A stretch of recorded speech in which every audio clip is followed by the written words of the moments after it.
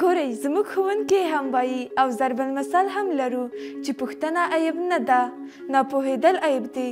ښه ده دغه شیانو په اړه چې نه پوهېږو له یو بل یې وپوښتو. ډېر ښه، نو دا دې ما خپل د پوښتنو سویچ ووهه. لیمې ښایي راته ویلی شي چې سویا ګازرې خوري خو ګازرې څه نه خوري؟ ها ووایه که نه، ولې ویلی شي؟ درته به یې ووایم خو اول ته ووایه چې پسونه ولې واښه خوري خو واښه هېڅ نه خوري. سلام زده کوونکو، انشاءالله چې ټولې به ښې اوسئ. سلام علیکم صاحب، شکر ښه یو، تاسو څنګه یئ؟ مننه، خیر اوسئ، زه هم ښه یم. د پوښتنې کولو غږ مو په دهلیز کې اورېدل کېده. آفرین چې د علم په برخه کې په پوښتنو فکر کوئ. معلم صاحب زما پوښتنه هم علمي ده؟ هو نارنجي ګلې، ستا پوښتنه هم علمي ده. نو زه بیا په رښتیا هم پروفیسوره یم، پوښتنه مې علمي ده. تاسو ګرانو لیدونکو ته هم سلام. خوشحاله یم چې د بیولوژي د صنف له خپرونې سره یو ځل بیا ستاسې په چوپړ کې یم. هیله منه یم چې د خپرونې تر پایه مې ملتیا وکړئ. معلم صاحب لیمه وایي چې پسه چې واښه خوري نو واښه څه شی خوري؟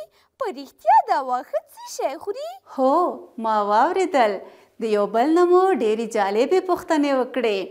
پسه، واښه، ګازرې او همدارنګه سویا ټول ژوندي موجودات دي، خو یوازې انسانان او څاروي خواړه خوري، نباتات څه نه خوري.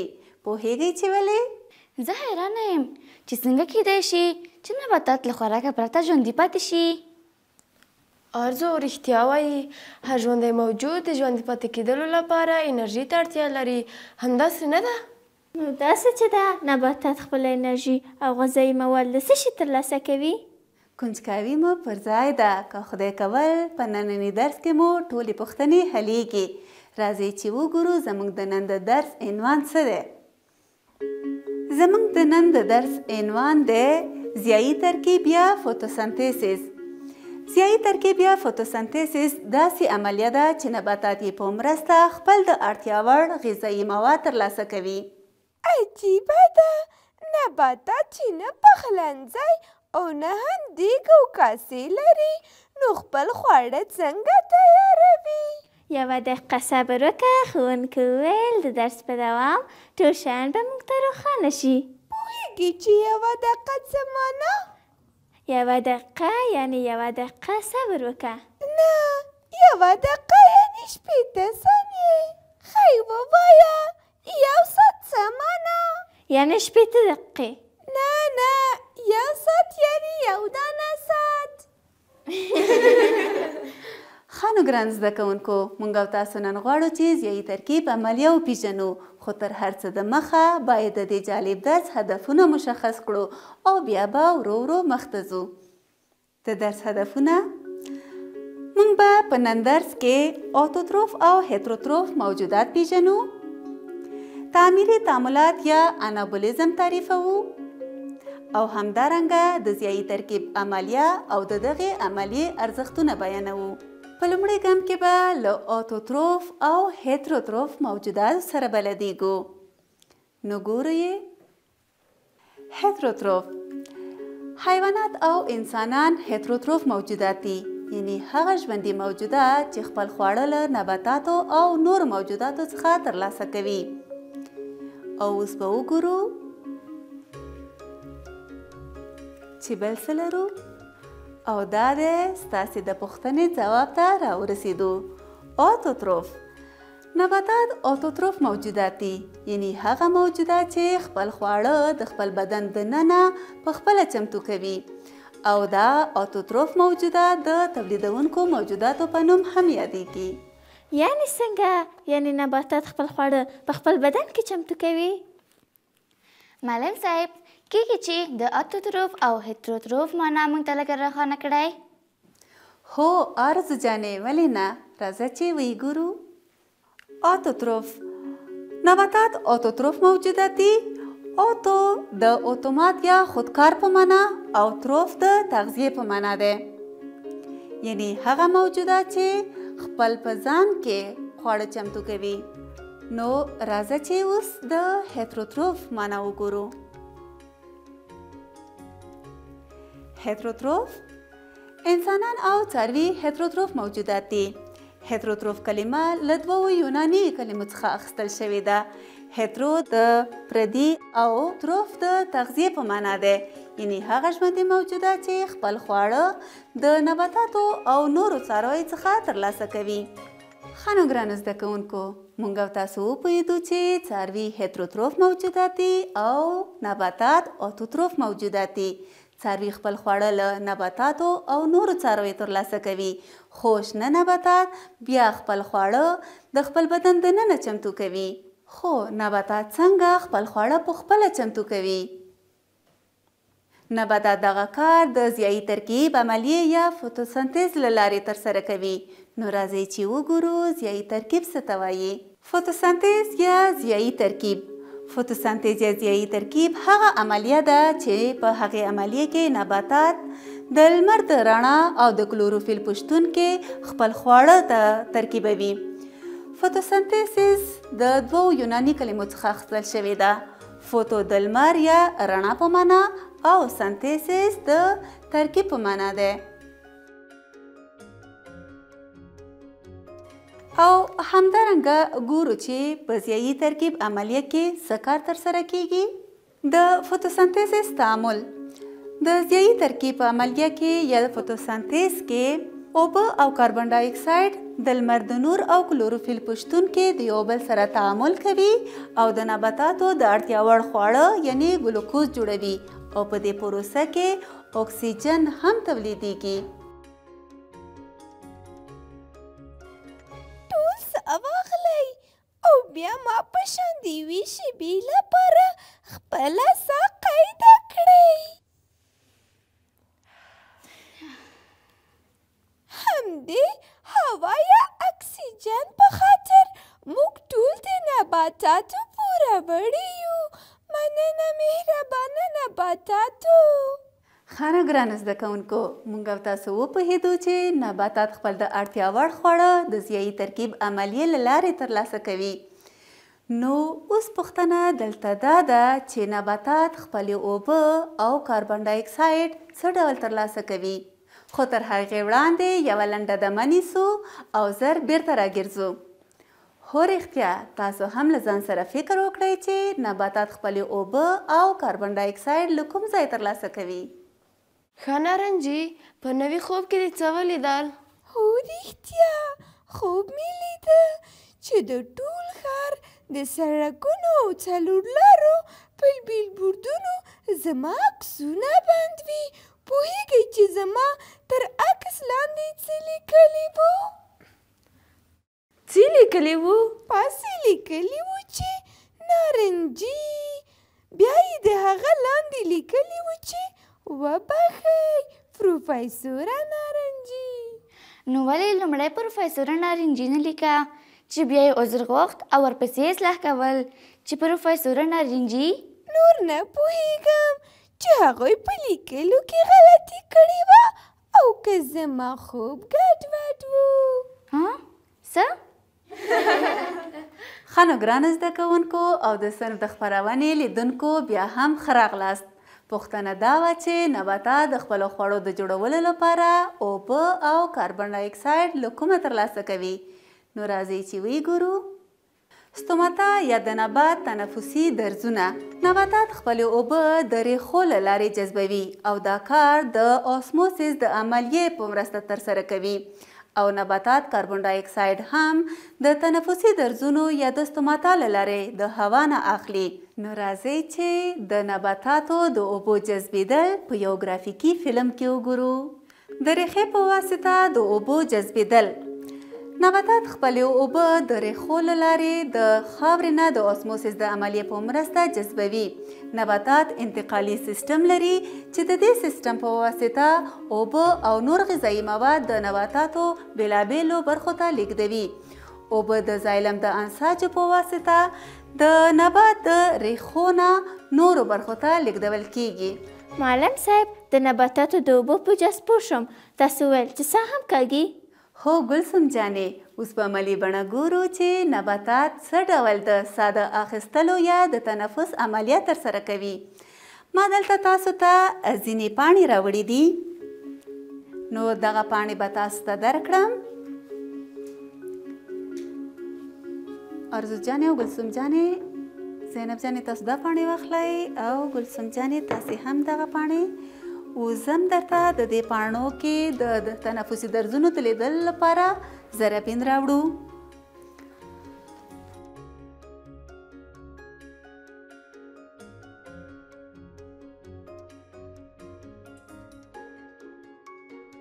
اوس له دې کاسو نه یوه پاڼه راواخلئ. اوس نو ستوماتا ګورو موږ او تاسو. د ستوماتا د لیدلو لپاره ښه ده چې له زرابینه کار واخلو. اوس نو په دې زرابین سره تاسو پاڼې وګورئ.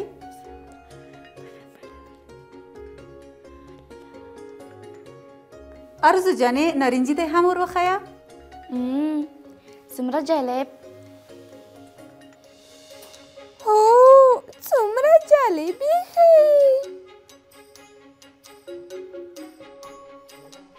څومره په زړه پورې دغه پاڼې داسې په ارامه ساه اخلي چې نه یې موږ وینو او نه یې څه غږ اورو.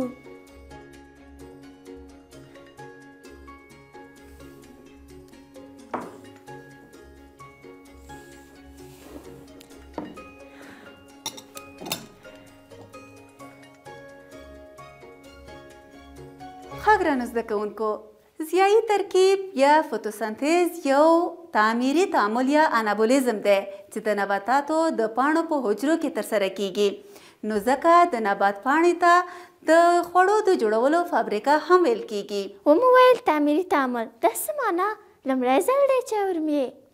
خامخا د نباتینې نه کوم ښار دی او ساختماني شرکت پکې تعمیر جوړوي چې ما ترې هم یو ښه جیګه ځاله جوړه کړې وای، بیا به مو یو ځای کډه ورکړې وه. هو نارنجي ګلې، که ښار نه دی نو له ښاره کم هم نه دی چې له خیره د بیولوژي په درسونو کې به یې کوڅه وپېژنې. نو راځئ چې انابولیزم یا تعمیري تعامل وګورو. تعمیري تعاملات هغه ډول تعاملات دي چې په هغه کې ساده او کوچني مالیکولونه د یو بل سره یوځای کیږي، انرژي مصرفیږي او لوی او مغلق مالیکولونه جوړیږي. کیدای شي موږ ته یو مثال ووایئ؟ معلم صاحب زه یو مثال ورکم. هو ګلسم جانې ووایه. د مثال په ډول کله چې خښته یو د بل د پاسه یوخل کېږي هغې نه یو دیوال جوړیږي. په فوتوسنتیز کې هم دغه اوبو او کاربن ډای اکساید په شان ساده مواد یو بل سره یوځای کېږي او ګلوکوز په شان مغلق مرکب جوړوي. آفرین ګلسم جانې، دا یو ډېر ښه او پر ځای مثال و. اوس نو ګرانو زده کوونکو دلته تاسې وګورئ، دلته ځینې کوچني توپونه دي. دا هر یو کوچنی توپ چې تاسې ګورئ، تاسې فرض کړئ چې د یو ساده او کوچنی مالیکول دی. همداسې په انابولیزم کې هم ساده او کوچني مالیکولونه د یو بل سره یوځای کیږي، لکه څرنګه چې زه دا توپونه یو بل سره یوځای کوم او دلته انرژي مصرفوم او یو لوی توپ جوړیږي. مننه معلم صاحب، ښه مې زده شول. خوشحاله یم چې زده مو کړل. د تعریف له مخې ضیایي ترکیب د کلوروفیل په شتون کې ترسره کیږي. نو غواړئ چې کلوروفیل په یو تصویري بسته کې وګورو؟ څه ومو ویل فیل خو په ځنګلونو کې وي. نه نارنجي جانې، کلوروفیل. ښه ما فکر وکړ چې کلولا فیل مو وویل، یعنی فیل ګردی. وای نارنجي جانې ستا له لاسه اصلي خبره پاتې شوه. نو راځئ چې کلوروفیل وګورو چې څه ته وایي.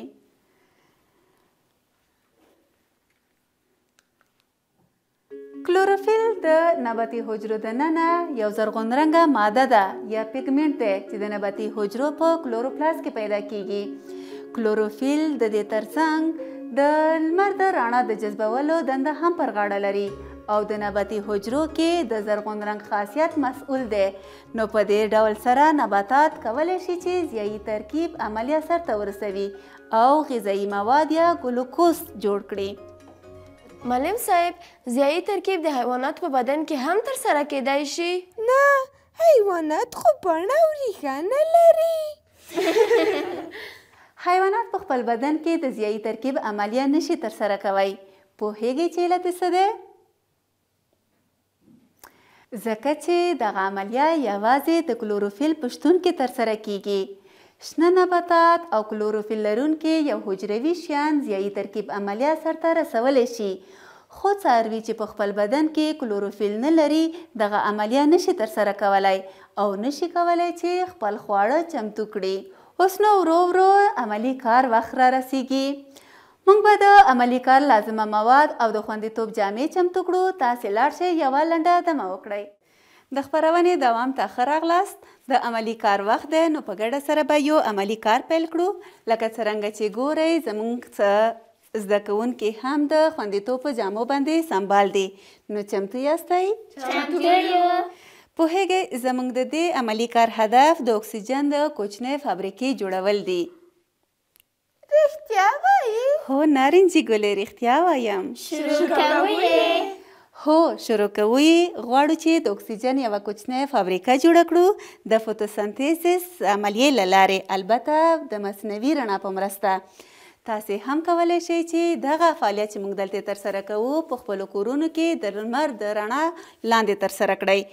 نو په لومړي ګام کې ځینې لازمه مواد لرو چې تاسو ته معرفي کوم. موږ سره یو عدد ټیسټ ټیوب دی، شیشه‌یي شفافه قیف لرو، جوش اوبه، بیکر، سودیم بایکاربونیت او ابزی نبات. معلم صاحب، ابزی نبات څه دی؟ ګلسم جانې، ابزی نبات هغه نبات دی چې په اوبو کې ژوند کوي او دا ډول نباتات په ډېرې اسانۍ سره په ویالو کې، د اوبو په نهرونو کې او د اوبو په ډنډونو کې موندلی شو. نو ورځو د خپل عملی کار په لور. خپل عملی کار به پیل کړو. ښه نو ګرانو زده کوونکو، یو څو شاخچې د ابزي نبات راواخلئ او ماته یې راکړئ.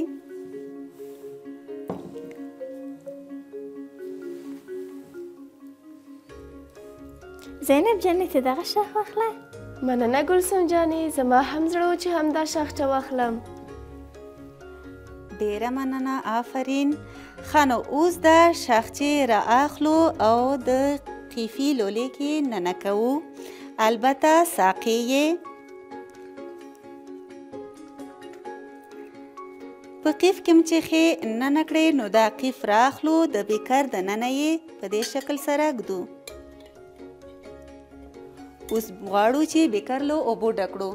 ارزو جانې ته راشه د بیکر له اوبو ډک کړه. ډېر ښه ارزو جانې.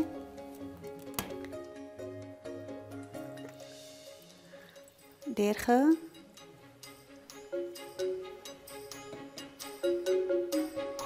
ډېر ښه. بس اوس کولی شي خپل ځای ته لاړه شي. ډېر ښه. لیما جانې ته دا ټیسټ ټیوب له اوبو ډک کړه او بیا یې په ګوته ټینګ ونیسه چې په دې قیفي لوله باندې یې سرچپه کېږدو. اوس دا ټیسټ ټیوب را اخلو او په قیفي لولې باندې یې سرچپه ږدو.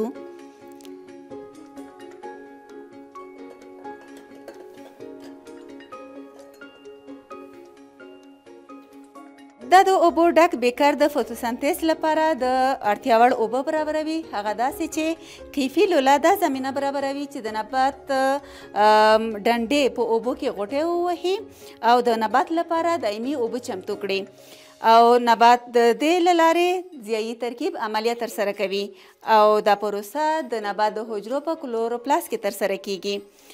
اوس کولی شو چې د فوتوسنتیز د عملیې د پیلېدو لپاره لږ اندازه سودیم بایکاربونیت هم ور اضافه کړو.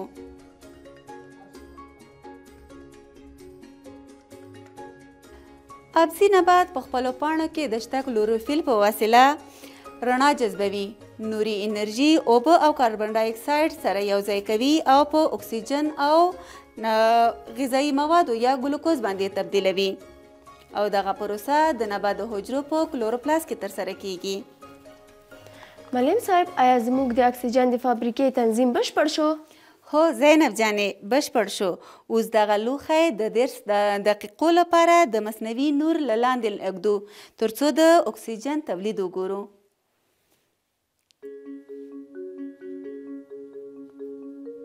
10 دقیقې پوره شولې. اوس به د خپل عملي کار پایله وګورو چې اکسیجن تولید شوی دی او که نه. وګورئ وړې وړې پوقانې څنګه پورته کیږي. زموږ د اکسیجن فابریکه چالانه شوه. ډېر جالب کشف. همدا وړې پوکانې چې وینئ همدا خالص اکسیجن دی. زموږ آبي نبات د اکسیجن او انرژۍ د تولید لپاره د مصنوعي نور، اوبو او کاربن ډای اکساید نه د ګلوکوز په بڼه ګټه اخلي. واه دا ډېره عجیبه ده. خو که رڼا یې لږه کمه کړو څه کیږي؟ ګلسم جانې که رڼا یې کمه کړو د رڼا په نشتون کې د اکسیجن تولید درېږي، ځکه چې د فوتوسنتیز عملیه د نور یا د رڼا پورې تړلې ده او نباتات د رڼا پرته نشي کولی چې اوبه او کاربن ډای اکساید په اکسیجن او ګلوکوز تبدیل کړي. ښه نو که چیرې د شنه نبات د شاخونو په ځای یوازې د نبات له ریښې نه استفاده وکړو یا ګټه واخلو نو څه به پېښ شي؟ دا چې ریښه کلوروفیل نه لري نو اکسیجن نه تولیدیږي. آفرین زینب جانې. زرغون رنګي نباتات په ځان کې کلوروفیل لري او همدا کلوروفیل د اکسیجن د تولید لپاره اړین دی. اوس نو راځو یو څو پوښتنې کوو.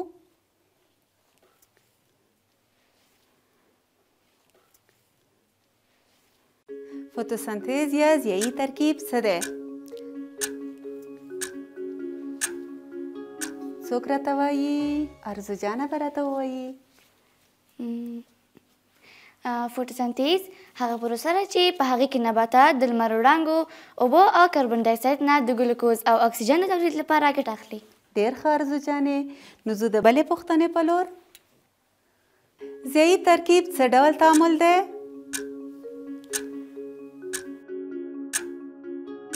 دا به راته زینب جانه ووایي. ضیایي ترکیب یو تعمیري تعامل دی. آفرین زینب جانې. نو وبګورو بله پوښتنه. د ضیایي ترکیب په عملیه کې د ګلوکوز د تولید لپاره کوم مواد سره ترکیب کیږي؟ څوک یې وایي؟ ګلسم جانه به راته ووایي. اوبه او کاربن ډای اکساید. آفرین ډېر ښه. د ټولو کار عالی و. په دومره ځیرکتیا او سمو ځوابونو مو ثابته کړه چې موږ خپلو ټاکل شوو هدفونو ته ورسېدو. نو اوس به د خپل درس نتیجه راټوله کړو. د خپل درس پایله ګورو. د درس پایلې: نباتات اوتوتروف موجودات دي او خپل خواړه د خپل بدن د ننه د ضیایي ترکیب په عملیې سره جوړوي. انابولیزم تعمیري تعاملات ته ویل کیږي چې د انرژۍ د مصرف له لارې یې کوچني یا ساده مالیکولونه سره یوځای کیږي او لوی او پیچلي مالیکولونه جوړوي. ضیایي ترکیب هغه عملیه ده چې زرغون رنګي نباتات د لمر تر رڼا لاندې له اوبو او کاربن ډای اکساید نه خپل غذایي مواد جوړوي.